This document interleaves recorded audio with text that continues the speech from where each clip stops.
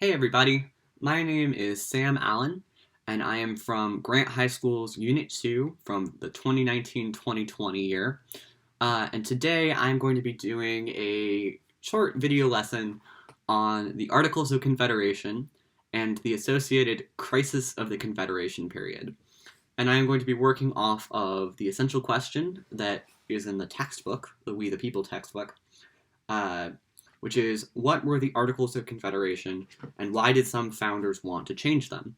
And I am going to add kind of an extra clause onto that, which is, and why are they worth studying and understanding uh, for us today? Why is it important to understand the Confederation period and the role that the Articles of Confederation had in them? So the question of what were the Articles of Confederation is going to be pretty easy to answer. But why some founders wanted to change them is a little bit more complicated. There's not really a single reason or single explanation even for why founders wanted to change the Articles of Confederation, especially considering that different founders had different opinions on the topic. But I am going to provide my best explanation, and you may take from that what you will. All right. So I have my note cards all ready to go. Index cards, they are your friends. Anyway, we're going to start in 1776, where we have just signed a very fancy declaration to say these 13 colonies are, and by right to be, free and independent states. So that's pretty cool.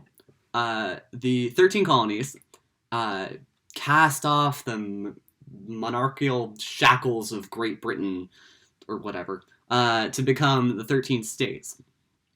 And they are basically founding their existence off of these Enlightenment principles of self-governance and popular sovereignty, the will of the people, the social contract, all these buzzwords from the Enlightenment that you're going to see chucked around,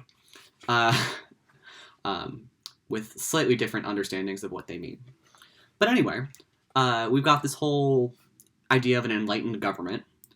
So that's pretty cool. Now, what's not super cool is that as part of declaring independence, the 13 states are now at war with the single most powerful army and navy on the planet. That's pretty uncool, actually, as they say. So the 13 states set about building their own new governments to replace the colonial governments, except for Connecticut and Rhode Island, which merely take the colonial governments and remove the word king from the royal charters. And they began preparing themselves for fighting a war against Great Britain. And the Continental Congress begins to organize the Continental Army, although they'd already kind of been organized, whatever. They start planning out all of that out. And some very prominent voices start to say that there should be a national government that is uniting all of the states, because the Continental Congress are basically just this thrown together construction. But there should be something permanent to unite the states to ensure that they fight the war together and then they don't go their separate ways once the war is over. Now, the most prominent voice on that front is Benjamin Franklin, who had been asking for a national government as far back as 1775, but nobody had been listening to him. Or if they had, it hadn't gone anywhere. In 1777, the Continental Congress finally approves a plan for a national government that is called the Articles of Confederation and Perpetual Union, which were proposed by John Dickinson and went through some pretty significant revision before they were given to the states. Now, the Articles of Confederation have to be ratified by all 13 states in order to take effect, which is a very difficult thing to do. It's always difficult to get everyone in a room to agree on anything. So it actually takes 4 years after the proposal of the Articles for them to be ratified. 4 years in which most of the Revolutionary War happens. Eventually, the last state to ratify the Articles is Maryland. And Maryland resists ratifying the Articles because they are concerned about the state of the Northwest Territory, which is what we now know as Ohio, Illinois, Indiana, Wisconsin, Michigan, and part of Minnesota. And Maryland is what we call a landless state, a state that has a defined western border. Of course, today, all 13 of the original states have defined western borders, and there are other states, or in one or two cases, Canada, bordering them on the other side. But at the time, there were a couple states that did not theoretically have a limit on how far westward their borders could go. Virginia, North Carolina, New York, and Pennsylvania being the worst offenders on that front. And the territory that was just to their west would become part of the United States if they won the revolution. And Maryland did not want to endorse any government in which Virginia could turn around and take over basically what is now Kentucky.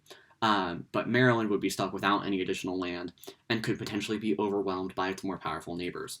In the end, they agreed to ratify after Virginia, thanks to the kind of lobbying of Thomas Jefferson, agreed to immediately bring up the issue of the Northwest Territory in the new government. Anyway, so in 1781, Maryland ratifies the Articles of Confederation, and they come into effect. So this is a good time to stop and ask, what is in the Articles of Confederation? What are they? What do they do? Well, good question. So Article 1, 3, and 4 of the Articles of Confederation set out the kind of the basic philosophical underlay of the government. Article 1 says we shall have a confederacy, and the style of this confederacy shall be the United States of America, which is a name that hadn't really been used before. Article 3 says that the confederacy shall have a firm league of friendship, where all of the states will collaborate with each other for common defense against foreign threats, and also a whole bunch of other nice things like that. Now, there's one article in between those two that is significant, which is Article 2. Article 2 of the Articles says that each state shall retain its sovereignty. So the states essentially have the privileges of sovereign governments even within a federal national structure. Hang on to that one, because that's going to be a bit of a problem later. Now, there's two other articles that are important that I'm going to touch on because we're going to reference them later. Article 8 of the Articles of Confederation says that basically everything that is done by the national government shall be supplied for out of a common treasury, which shall be supplied by the several states upon request of Congress, basically. That's not the exact language. But Congress can ask the states for money, and the states will then give them the money in order to wage war or pay foreign debts or make treaties or whatever they need to do. As you can imagine, that doesn't quite work out because asking a government for something nicely rarely gets you what you want. Anyway, Article 13, which is the last of the Articles of Confederation, is the Perpetual Union Clause. So the Articles of Confederation and Perpetual Union have a perpetual portion to them, which basically says that the articles cannot be changed at all unless all 13 member states agree to whatever change is being requested. And like I said earlier about ratification, that doesn't work so well. The Articles of Confederation the rest of the articles are not a hard read, and I encourage you to take a look at them if you have a question that's at all related to anything from this period, which if you're a Unit 2, you probably do. Anyway, so let's fast forward a few more years to 1783. So seemingly against all odds, not actually against all odds, but it sure seems that way to Great Britain, Americans win the war and get the Treaty of Paris out of it, which gives them a really good deal. Really, it gives them control over the Northwestern Territory, which they wanted, and actually gives them control over territory going pretty much all the way to the Mississippi River.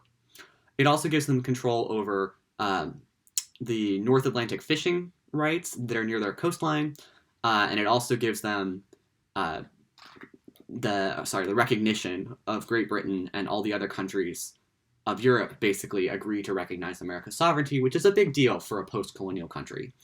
It's a huge mark of respect. Now, there is a clause that says that Americans have to return any property that was confiscated from British royalists as a result of the war, because a lot of things, a lot of buildings and land areas and whatever. Ooh, there's a cool bird. Where was I? Oh, yes. Were confiscated from pro-British landowners in the States. And that's going to be an issue, so you can hold on to that one too. Anyway, so as a result of the war, despite getting a really good deal in the Treaty of Paris, America is broke. America collectively has about 41 million pounds of debt. And I don't have a good reference to a good modern reference for how much that's worth, but it's a lot. America is really, really far in debt at this point. And the national government under the Confederation Congress is kind of panicking. If I didn't clarify before, by the way, after the Articles of Confederation, the National Congress is called the Confederation Congress. Before the Articles of Confederation are ratified, it's the Continental Congress. They're similar but different. Anyway, so the federal government starts setting out to try to remedy that problem. But they've got another problem, before they can solve that problem, and it's Article 8. So their only way of earning money, the Confederation Congress, is by asking the states nicely to pay them with these, what are called congressional requisitions. So they make 3 requisitions over the course of the time that the articles are active. And the first one, I think they get about 60% of it back. And the second time, they get about a third of it back. And the third time, they get less than 5% of it back. And most of what they get is from Virginia. Because what happens is Congress will go and ask all of the states, hey, we need money, and here's how much money we think is reasonable for each state to pay. And they base these calculations off of the value of the developed land in each state, which is a really, really weird way to calculate. Anyway, but one state, and I think it's Delaware, but it doesn't really matter, says, sorry, we're also broke, and we can't afford to pay you this time around. And as soon as Delaware doesn't pay, Maryland or New Jersey will say, well, if they're not paying, why should we pay? Because it's not fair for them to just get to call out of this whenever they want. And so all of the other states will then pay either very little or nothing.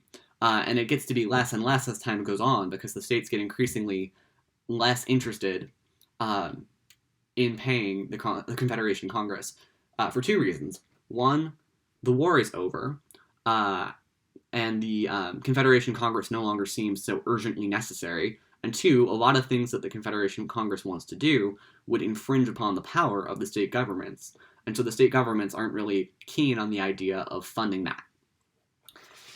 Anyway, so the long and short of it is that the federal government runs out of money and can't really do anything about it. And so they lose their management power, and they also cannot pay the soldiers in the Continental Army as they had promised. And a lot of that responsibility ends up going into the states in this big convoluted mess, but the long and short of it is the soldiers don't get paid. And unpaid soldiers, if you study world history, you will find that unpaid soldiers are one of the most dangerous things that a brand new country can have lying around. They are the kind of political equivalent of unexploded ordnance. Only thing that's about as bad is hungry college students. Anyway, hungry farmers, sorry. It's broke college students. Whatever. Doesn't matter. Same difference. So the states don't have the heft to solve their own economic problems on their own. The soldiers wind up getting paid in securities or IOUs from the government, or from their state governments, or from the federal government, that say, we will pay you for your service this much later. But if you hold on to this paper, you are sure to get paid. And the soldiers, many of whom are farmers in their normal lives, go back home to their farms, and they find that their farms, because they've been away at war, are often run down or need maintenance or need to be in some way improved. Plus, they've got to actually pay the expenses of a farming season. And farming is very credit driven. There's a lot of, you have to put in a lot of money at the start of a year, and then a lot of work over the course of the year, and you get all of your payback all at once when the harvest comes in. So you've got to be able to pay for seeds and tools and animals and what have you, whatever it is farmers use. And you can't do that if you don't have the money. Just like how the government can't really do anything about its debt problem without money, the farmers can't afford to get themselves out of the economic hole that they're in by restoring their farms if they don't have the money to do it. And so what they wind up having, the only leverage they end up having is the pieces of paper that their state governments gave to them that say, we owe you this much. So if you take that piece of paper into a general store and say, hello, I would like farm supplies, please, the general store is going to laugh at you. They're not going to take that piece of paper. It's a piece of paper. If the government's not going to pay you, a soldier who fought for them, what are the odds that they're going to pay a shopkeeper who didn't fight for them? Or maybe did, but whatever, doesn't matter. So what the farmers end up doing is they go out and sell those pieces of paper to speculators who will say that the piece of paper is worth $100. It says the government will pay you $100. The speculator will pay you 90 or 80 or 70 or whatever, probably half of its value. And then you will take that money and go back and rebuild your farm and try to survive. And the speculator will hold on to it in the hopes that the government will later pay them back the full value. And the only people who can speculate are people who've got enough cash lying around that they can hand it out in exchange for these papers, and who expect that they are going to make a lot of money once the government, gets fixed. And this starts to make a lot of people really upset, because some of the state governments are trying to repay those securities, but the money has to come from taxes, which has to come from the farmers or other people. The tax money has to come from somewhere in order to pay those speculators. And so a lot of the people who are getting taxed are the people who are supposed to get that money in the first place. And all of a sudden, not only do you have unpaid or underpaid soldiers, you've got angry, underpaid, and underpaid soldiers. And what do those soldiers do? Well, normally you would expect them to go into armed rebellion, but they don't have to, because you are living in a democracy. Cool!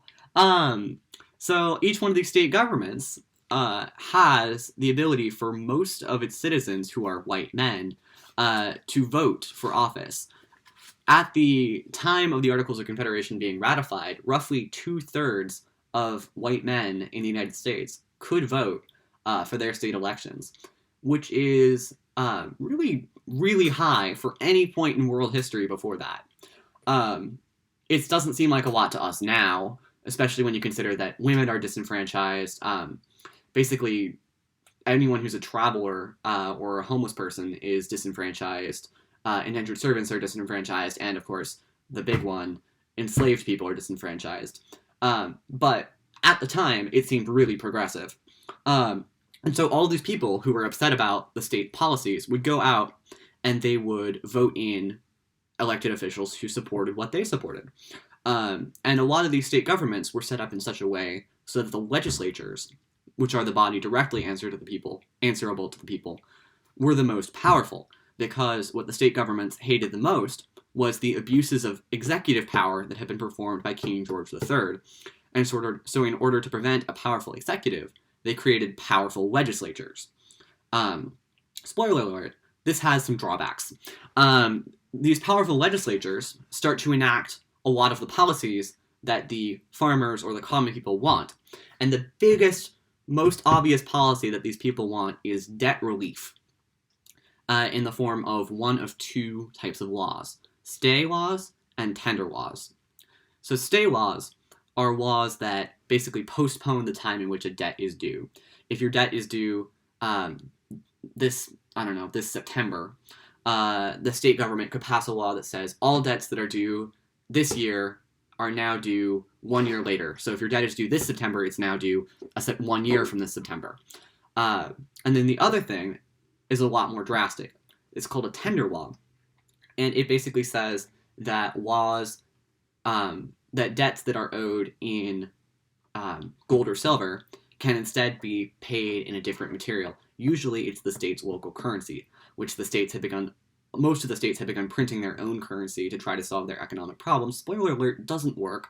And the more drastic example of a tender law is Virginia passed a law in the 1780s that said that debts could be paid in tobacco leaves. So imagine that you are somebody who is a creditor to someone in the United States, and the state governments are trying to pass laws that say that now all of a sudden this person doesn't have to pay you so soon, or now all of a sudden this person can pay you in tobacco leaves, which are, very nice leaves, but are leaves nonetheless. Then you will be ticked off. And it also gets worse because these creditors on the small scale are often, local speculators or your neighbor or who owns a general store, whatever, doesn't matter. People who are small scale. There are also larger scale creditors. So larger scale creditors are people who are who basically own a lot of debt in the United States. And a lot of those larger scale creditors don't live in the US. They live in Europe. They live in the Netherlands or in England or in other places in Europe, but especially a lot of them are from Great Britain, which is really awkward given the whole war thing, and they are calling in their debts, and they are unaffected by the state laws because the state laws can't constrain a foreign power.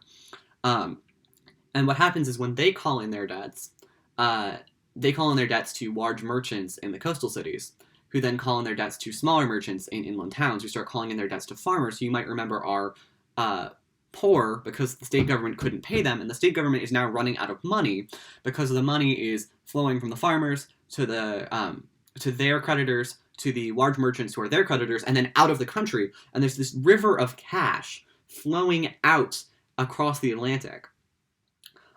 In a couple states, a very small number of people wound up owning a huge amount of the state's collective debt. In Rhode Island, I think it's about 16 people owned around half of the state's debt. And those people, when they start calling in those debts, all of a sudden a lot of money is going into very few hands, and that is the kind of thing that makes people agitated. So those agitated farmers start going and voting in more and more populist legislators who will start passing more and more laws that are along the lines of what they want, but without solving any of the underlying economic problems, which the states basically can't do because they don't, as I said, they don't have the economic heft to solve everything themselves. And I am going to slow down for a second. Whew boy. So what do you do when all of a sudden all of the gold and silver is being collected by creditors and you've got a whole bunch of people who are in debt who need money, especially if you've been focusing on stay and tender laws as a method of debt relief? Well, you print more money. Especially if you've got really populist legislators who were elected on basically platforms of doing whatever was necessary to ease the economic depression. So the legislators, especially in states like Rhode Island, start printing really large amounts of money. Rhode Island's currency depreciates between 1780 and 1786 to 5% of its original value. In the course of 6 or 7 years, it becomes effectively worthless. And because there's just so much of it in circulation, and nobody wants to take it. Foreign merchants won't take it at all. Rhode Island, which I'm going to keep citing because it's the worst example, passes a law that says that any merchants who do business in Rhode Island have to accept Rhode Island currency. And so pretty much any foreign merchants who are trading with the city immediately refuse to trade in Rhode Island, which drives all of the stores in Providence and Newport to immediately closing. And so basically all commerce in the state of Rhode Island has shut down. And other states have these problems too, but to lesser extents. So that disaster is going on. What other disasters can we touch on? Well, James Madison, who you might know about, but if you don't know his name, you will soon.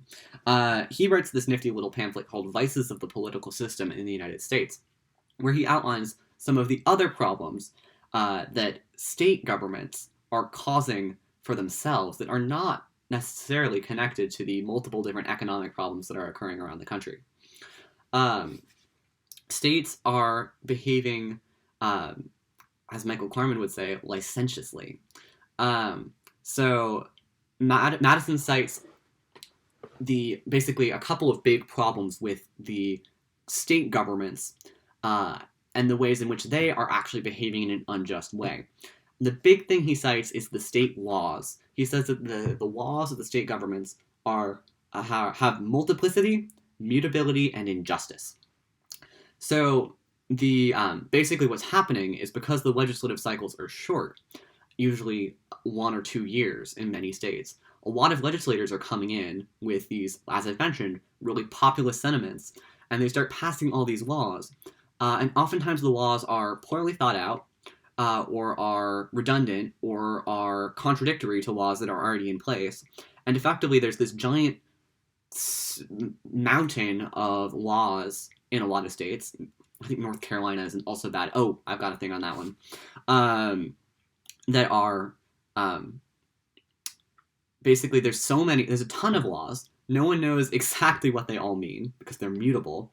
And they oftentimes are unjust, as Madison describes them. There's no authority to check whether or not, to put a check on the justice of the laws of the several states. Madison also complains that the sheer volume of laws makes it impossible for any lawyer or judge to keep up with the legislatures of each state. Many of the states had produced as many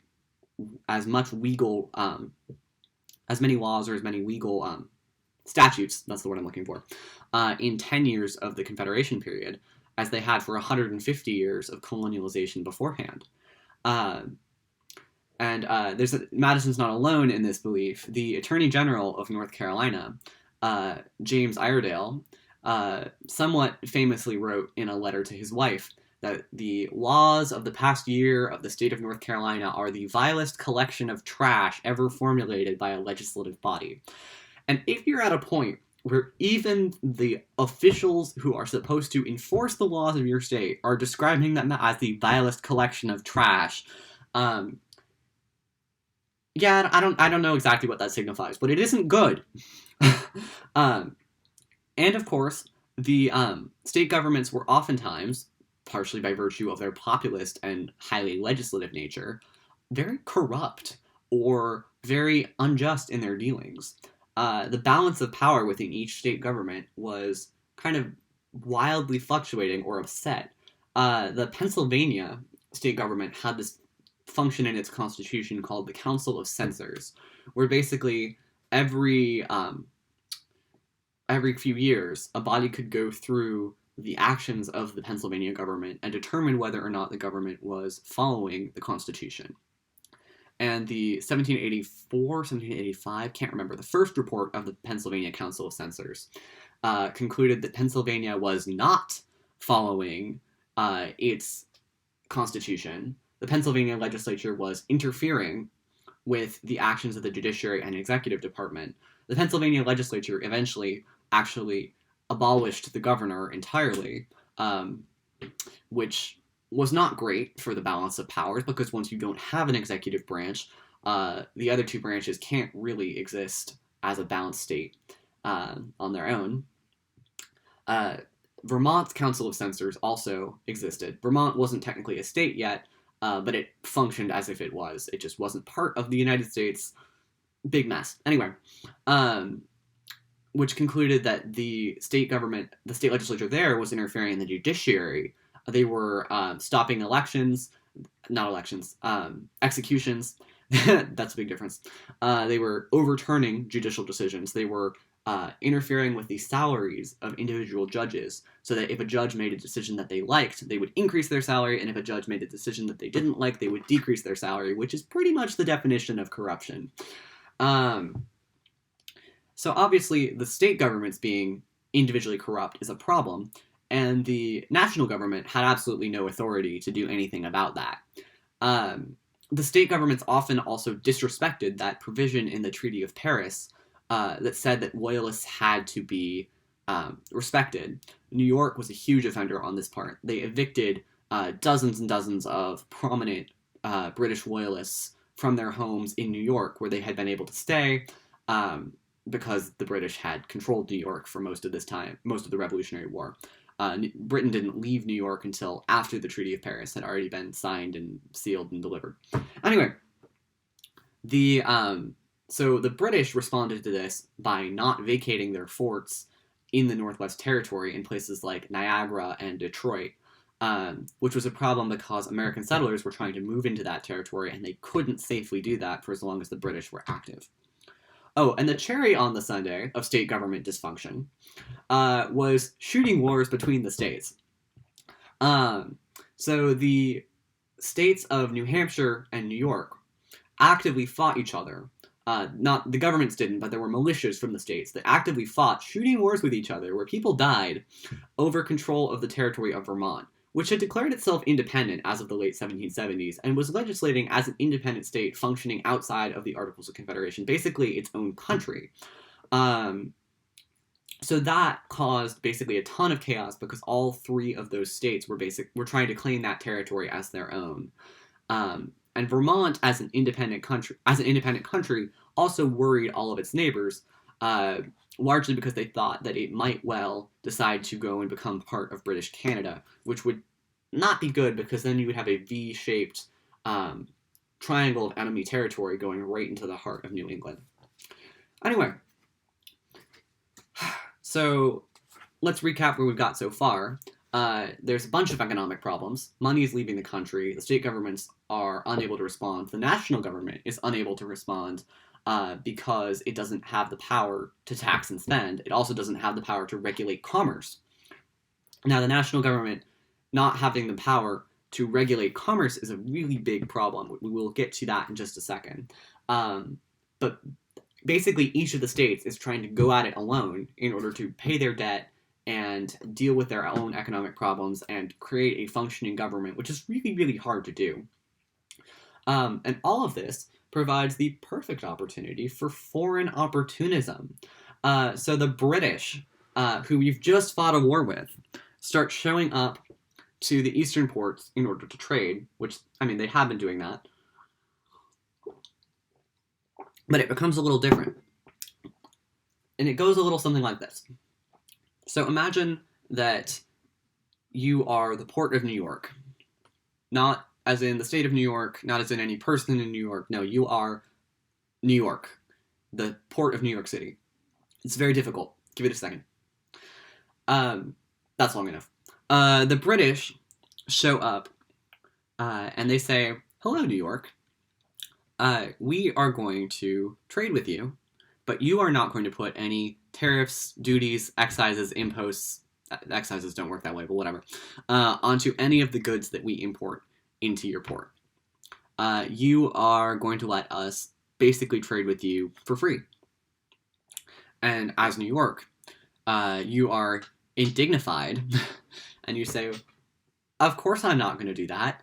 We make money off of regulating commerce and trade within the port. And you need us because there's no other harbor that is nearly this good anywhere in the northern United States. And so we are going to put all these tariffs and duties and imposts and whatever that we want on your goods, especially since we just beat you in a war. So we don't really care what you have to say. Now pay us." And what happens is the British say, "Well, we're really sorry that you feel that way. It's a shame that we're not able to do business with you." And so the British get up and leave, and they go over next door. And they say, "Hello, Connecticut. You are going to trade with us, but without putting any imposts, duties, excises, or tariffs on our goods. And in return, you're going to get to make New York look really, really stupid." And in theory, Connecticut could turn down this deal, but they don't. So Connecticut signs a much more relaxed trade arrangement into action against the British, so that the British can trade with them in pretty much all goods for pretty much for free. And this is a big deal because then Connecticut has the import market on British goods. And Connecticut is able to sell those goods to all the states around it. And Connecticut makes money. And the British don't have to pay any of the trade regulations that they would normally have to when they were trading with another country. And New York is really freaking ticked off, as you can imagine.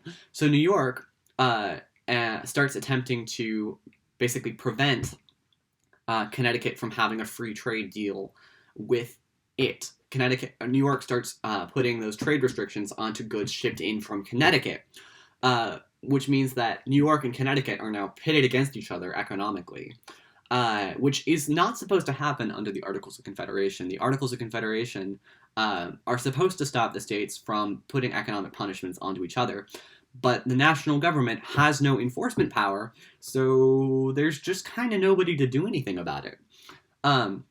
And the ultimate winners in that arrangement are the British, who get to evade those trade restrictions and sell for and make way more money than they otherwise would, while those treasonous colonial governments that now think that they're states are losing money.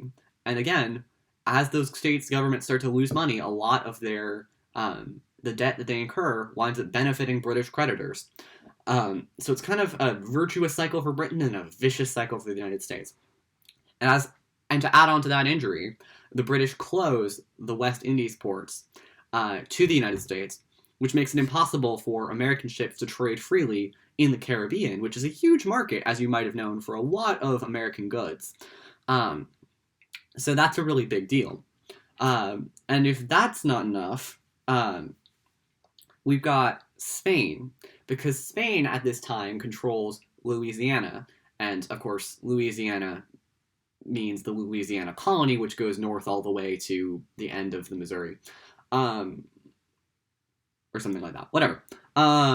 So the Spanish are controlling the other shore of the Mississippi River. So the southern colonies are sending out settlers to Kentucky and Tennessee and Alabama for some reason. Well, the reason is that the land is really fertile, and so it's possible to have a lot of agricultural production. But after they do that, they've got to sell the cash crops somewhere. And unless you want to make a trek over the Appalachian Mountains, you've got to sell your goods on the Mississippi River. You've got to take them out the Mississippi into the Caribbean, and then from there to wherever else you sell goods to. But the Spanish own Louisiana, and specifically they own the mouth of the Mississippi River in New Orleans.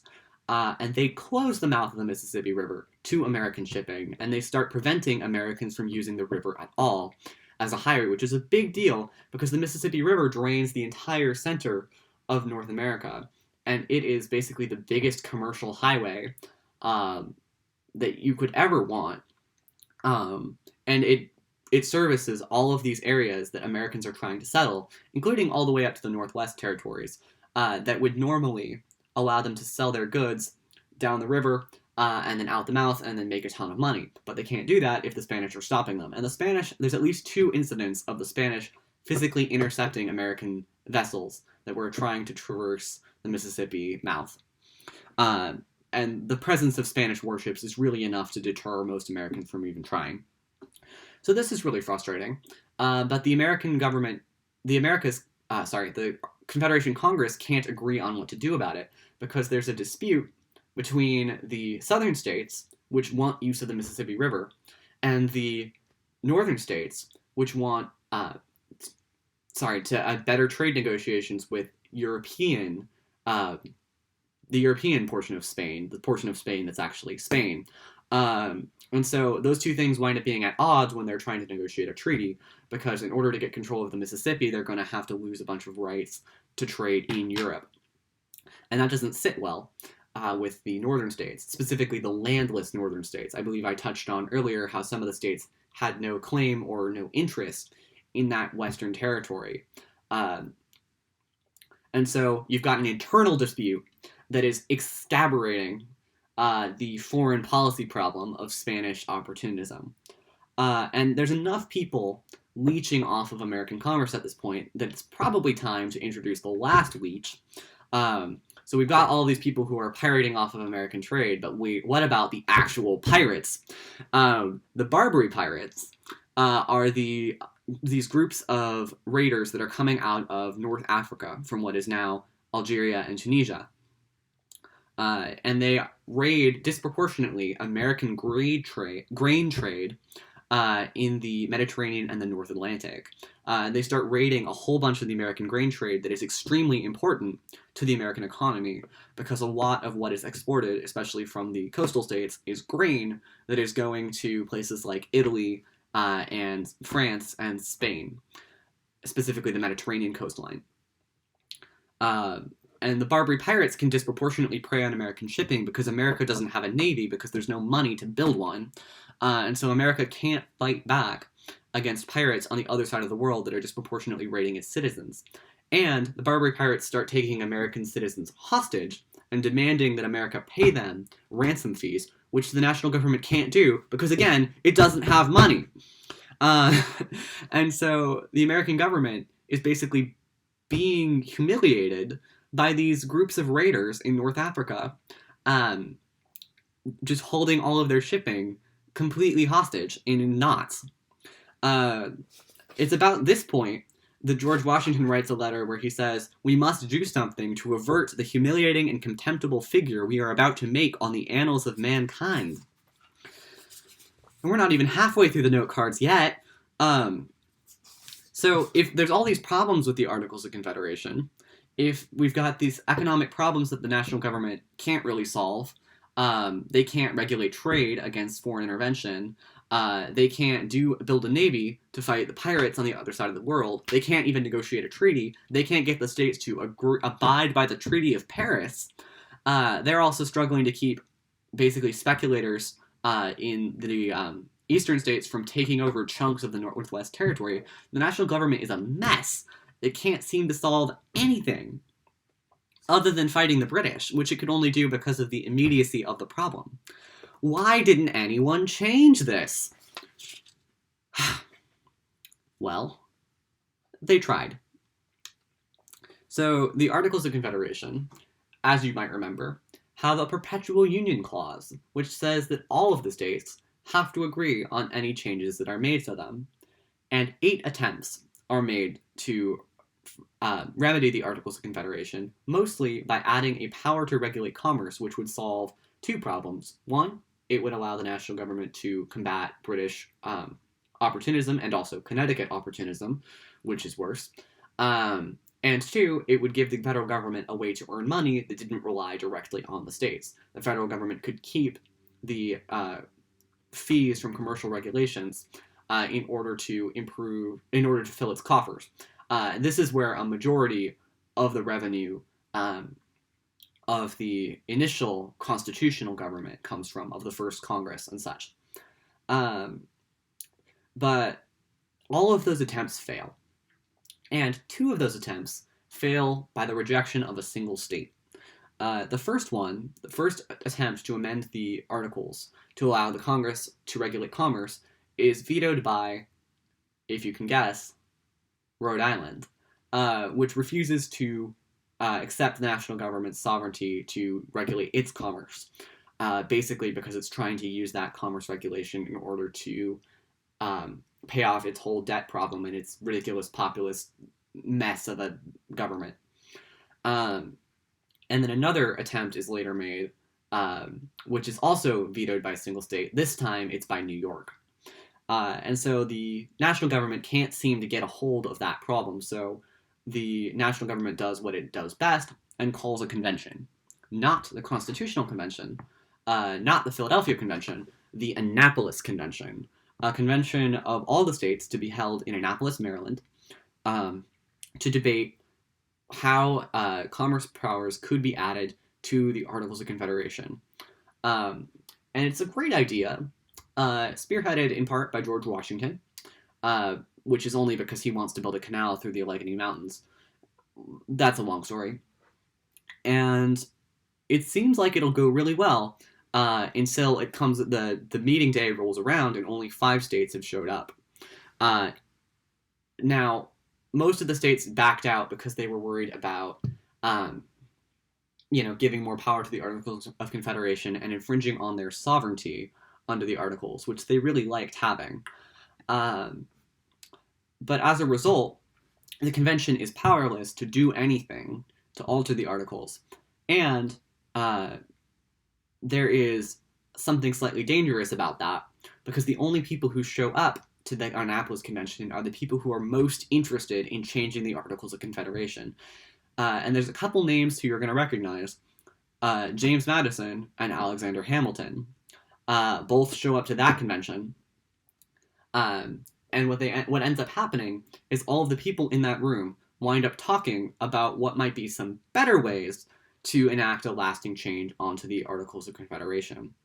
And the only thing that they produce is a letter to the Confederation Congress that says, we, the delegates to Annapolis, blah, blah, blah, think that there should be another convention, and it should have the power to discuss any changes that might be necessary to the Articles of Confederation. And it should meet in Philadelphia next year. And that is how the 1787 convention got scheduled. Because the Confederation Congress sent out a report to all of the other states that said, hey, we're going to have this convention, it would be great if you showed up. And Virginia, with the exception of Virginia, most states don't immediately respond. So, however, in the end, 12 states out of 13 eventually send delegates to Philadelphia. The 13th state that refuses to send delegates is, if you can guess, Rhode Island. Again. Anyway, so there is a question here that I was about to touch on before, which is, if only 5 states showed up to Annapolis in 1786, why did 12 states show up to Philadelphia in 1787, 1 year later? What changed?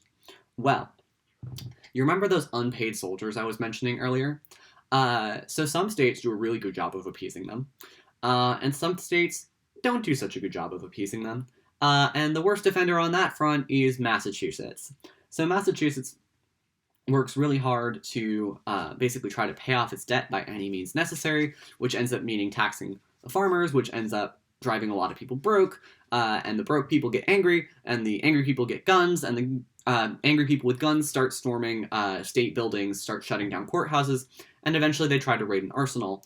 And at that point, the state has called in the militia, who shoot at them with some guns, and a couple of the rebels die. And eventually the whole thing is over after just a couple months, but it was pretty spooky for a couple reasons. One, because there was an armed rebellion against a state that had several hundred members. And two, that it was led by a former captain of the Continental Army, Captain Daniel Shays. So the existence of a Daniel Shays is alarming to a lot of the founders because they have been reading up on their Greek and Roman literature. And they believe that the presence of these armed mob rebellions suggests that America is kind of entering a phase similar to the downfall of the Roman Republic or the end of a democracy in a Greek city-state, whichever Greek city-states were democratic, even I don't really care. And the longer-term ramifications of that could be that Daniel Shays is kind of a harbinger for some sort of American Julius Caesar or American Oliver Cromwell, neither one of which is appealing to the founders as we know them, because they were disproportionately, partially because they believed in all of these grand Enlightenment ideals, and partially because they were people of political, economic, social importance and influence. They had a lot of power, and if a dictator came into play, they would probably lose a lot of that in favor of the dictator's new influence, which would both ruin the ideals of America and also would take away their money. So, they had lots of enlightened and unenlightened reasons for supporting the Constitution, but what happened is that they were shown a very clear incentive towards that displayed both the enlightened and unenlightened aspects of that influence. Anyway, So why do we care? I'm going to go back to our essential question. Why do we care about the 11 years between the Declaration of Independence and the Constitution, outside of the Revolutionary War, which of course we care about because it's the Revolutionary War? Um, but other than like the Hamilton rendition of the Battle of Yorktown, why should any of us care about that period? Well, because in 1776, the Constitution would have been impossible.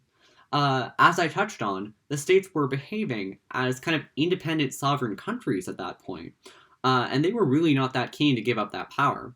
Even throughout the crisis of the Confederation period, the state governments prioritized their own power over the grander good of the country. You can see that in Connecticut, and you can see that in Rhode Island, and you can see that in Pennsylvania's dysfunctional government. You can see that in Maryland and Virginia, squabbling over the Western territories. You can see that in New York and New Hampshire fighting over Vermont. There's any number of examples that can prove that the idea of a solidified national government that was going to have a federal arbiter holding onto all of the kind of the grander national powers, that would never have flown in 1776. A president who acts as a single executive, having sway over the whole country, would have sounded like a king in 1776, whereas in 1787 it just sounded like George Washington doing what everyone wanted him to do, but with some constraints. So another reason that we study this is because the specific problems that occurred during the Confederation period wind up forming the specific motivations for passages of the Constitution, especially if you look at Article 1, Section 10, which says the states can't do this, the states can't do that, the states can't violate treaties, the states can't regulate commerce on their own, the states can't the states can't print their own money. The states can't make anything but gold and silver tender in payment of debts, which is directly calling out the states for creating tender laws and saying you can't do that anymore. And those specific problems might not have come up in the Continental Congress in the way that they did in a constitutional convention. Congress would have had, in the 1770s, would never have foreseen all of the specific problems that would need to be solved in the Constitution.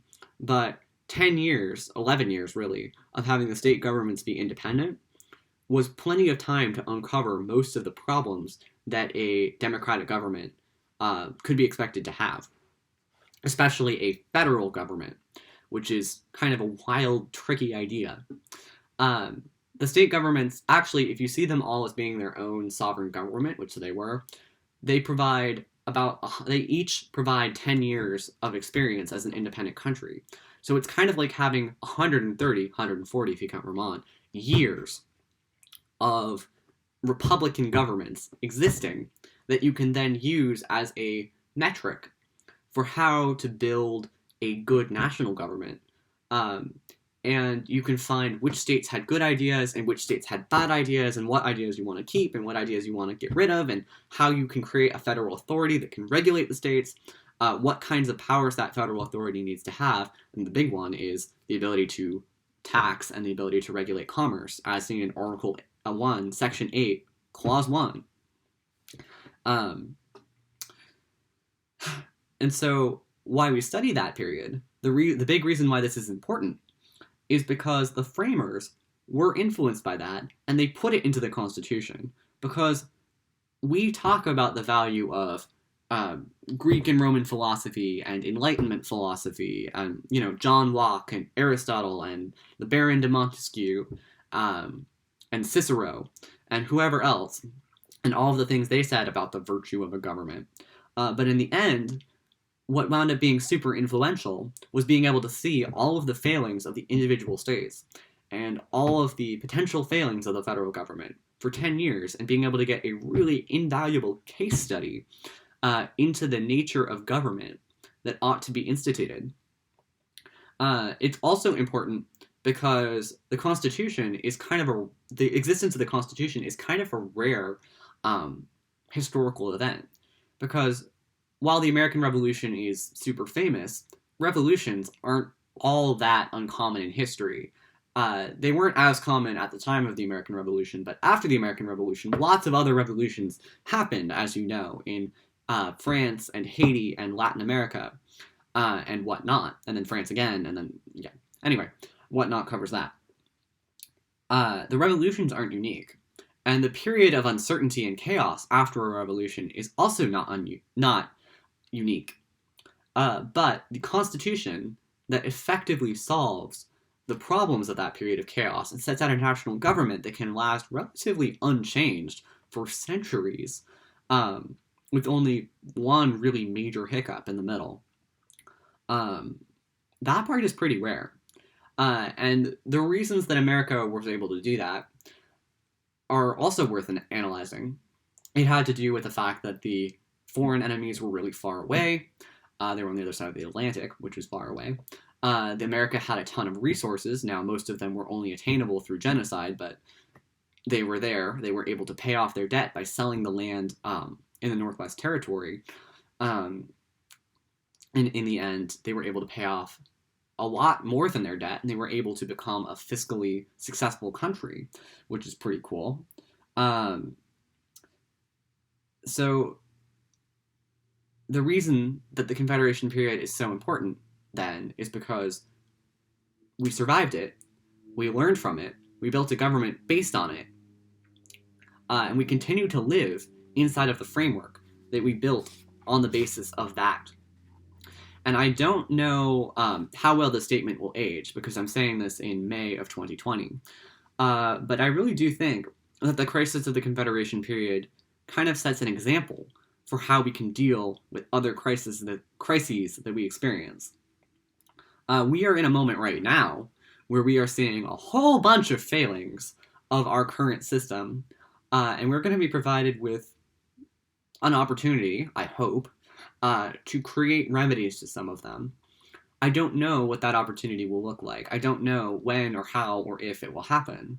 But I do think that if we understand the events of the Confederation period, we're going to have a better chance of understanding how we can use an opportunity to remedy problems within our system.